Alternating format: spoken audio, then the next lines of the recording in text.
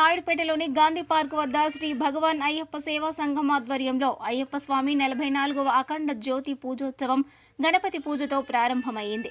సాయంత్రం అఖండ జ్యోతి ప్రజ్వలన కార్యక్రమాన్ని అత్యంత వైభవంగా నిర్వహించనున్నారు.